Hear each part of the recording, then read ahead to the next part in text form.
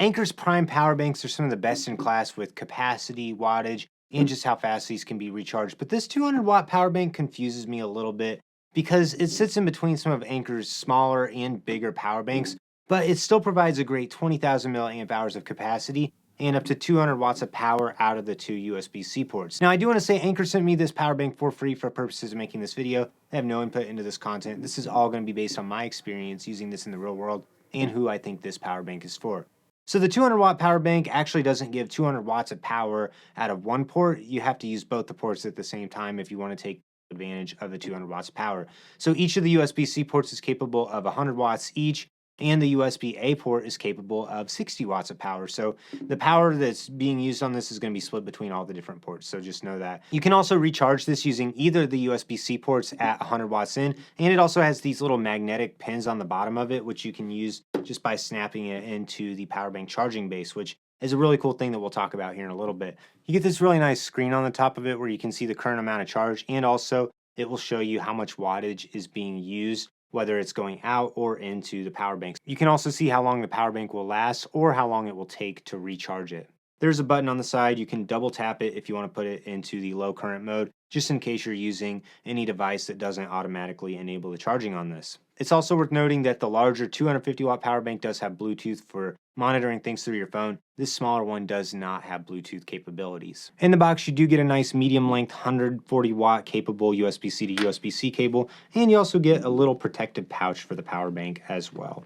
The thing about this power bank that's a little frustrating to me is it's actually a pretty decent size and weight for being 20,000 milliamp hours. So a lot of the other 20K power banks that Anker makes are a little bit slimmer and a little bit longer, but you can hold them on the back of a phone a little bit better. Another thing that's confusing about them, here's the 250-watt power bank. If you have them side by side, this one's just a little bit bigger, a little bit heavier, but it gives you 27,650 milliamp hours of power. So you're going to get significant gains in capacity and also 250 watts on this one, and it charges at 170 watts in, so almost double the charging speed of the smaller one.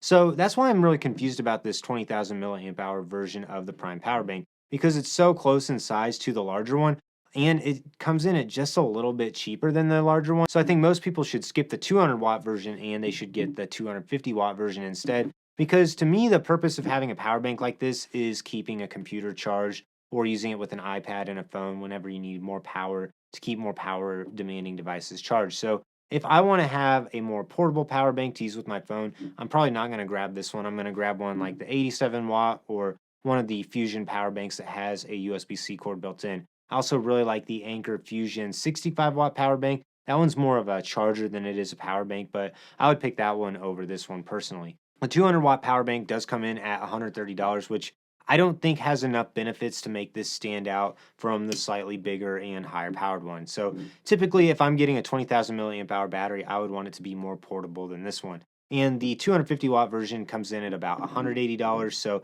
this one's going to be $50 more, recharge way faster, and it also gives you higher wattage and higher capacity, which the higher capacity is going to be better if you're using it with a MacBook Pro. The smaller one will charge a MacBook Air just under one time, not going to come close to completely charging a MacBook Pro. This one, you can get really close to charging a MacBook Pro once with the larger one. This will keep you powered for a long time in a coffee shop if you're doing a longer session on your computer and you don't feel like finding a wall outlet somewhere. One other thing I do want to say, Anker also has this charging base. This comes in at $90, which is not a super good deal, but sometimes you can get this in a bundle with this, and the charging base is really cool because it uses magnets and you just put the power bank right on and it starts charging. The thing that's funny about the charging base is the screen just lights up to tell you something's on it.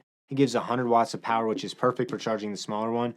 Also has two USB-C ports and a USB-A port. Just note the 100 watts is going to be split between all the different outputs on this charging base. So who should buy the 200-watt power bank then? I would really only recommend this if you want to save a little bit on weight and if you're fine with topping out at 200 watts and 20,000 milliamp hours. So if you're using a MacBook Pro, get this larger one. But if you just want to use this with an iPad and a phone, maybe you're in a coffee shop setup and you want to keep both of those recharged, and if you want a slightly smaller footprint, this is who should buy the 20,000 milliamp hour power bank. If you're interested in buying this, I will have links to buy it in the description below, as well as the charging base and also the larger one. If you have any other questions or thoughts about these power banks, leave a comment down below. I'd love to hear them. Like this video, subscribe to the channel so you don't miss out on any upcoming content.